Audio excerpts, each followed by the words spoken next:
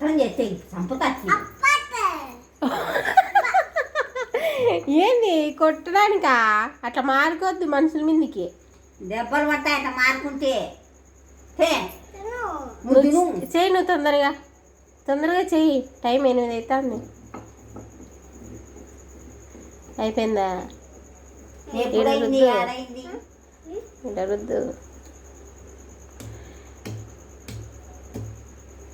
తినేదానికా అంతేనా? ఆడికి రారా మిద్ది మీదికి నరేష్ బాబాయ్ కాడికి రారా. అబ్బా వస్తాడంట.